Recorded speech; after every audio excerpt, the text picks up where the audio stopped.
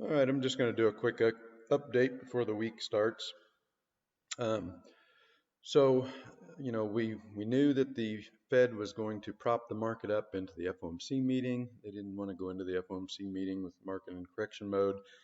And the problem with that is that, it, by propping the market up too long, you create the conditions for some kind of a mini crash into the cycle low. The reason being is just um, market has run out of time to correct.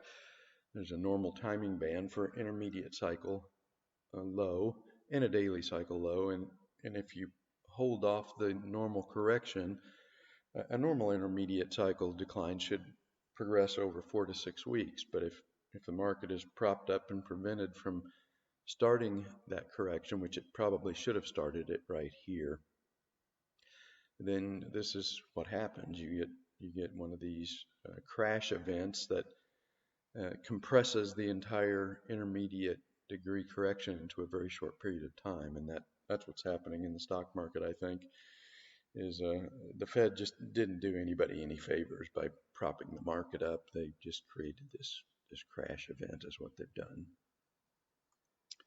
And then this I think is important for gold. The dollar is uh, it, at least it's moving down into a daily cycle low, and I kind of suspect this is going to turn into to be an intermediate cycle low. So again, we've got the said this before, the ECB and the Bank of Japan are trying to artificially suppress their currency to offset any trade deals with the U.S. If they can get a currency advantage, then that would somewhat offset any disfavorable trade deals.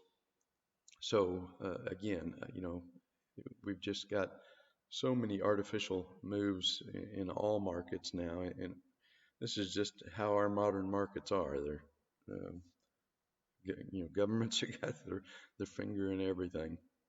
So I don't think this was a natural move to begin with. I think this was the ECB and the Bank of Japan trying to depress their currency against the natural trend. You can see it failed. This breakout, which should have led to a sustained move higher, quickly failed, and I'm pretty sure we've got an intermediate top in the dollar here, and this I think has connotations for gold. All right, so um, clearly we've got a probably I would say probably one big bank. Maybe we got a couple that are short gold. They did not cover their shorts here, and they were trying to trigger a bloodbath phase right here, breaking this support zone, so they could cover those shorts and then get long, down here.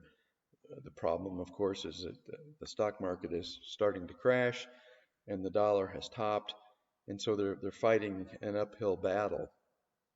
Um, and it appears that there is, uh, you know, a, maybe another large bank or some large hedge funds that that are just waiting, and every time the attacks on gold occur, then they come in. Once the attack is over, they come in and they buy the market back up, which is trapping the short into a deeper and deeper short position and at greater and greater risk of a short squeeze. And if the short squeeze does develop, I think this bank is in such a huge position that we're going to have the exact opposite of what we're getting in the stock market. We're going to have a melt up in the gold market if this bank does get caught in a short squeeze and they have to cover that huge short position into a rising market.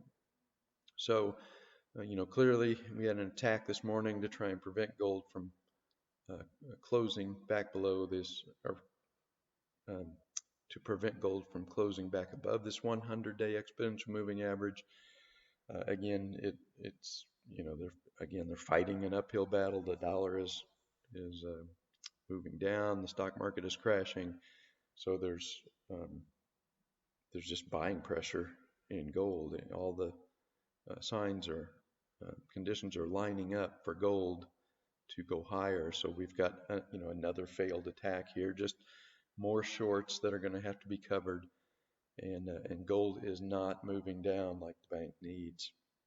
It's back above this 100-day exponential moving average, and I think the bank is in serious trouble, and they may end up having to cover what I think is going to be a huge short position into a short squeeze. And if this does take off, we could have a pretty spectacular move in gold during the second half of 2019. So we'll see how things play out today, but so far everything appears to be doing pretty much what I expected. We're getting a crash in the stock market. The dollar, the manipulation to prop the dollar up is failing, and the interventions to take gold down are also failing. So we'll see how things play out the rest of the day.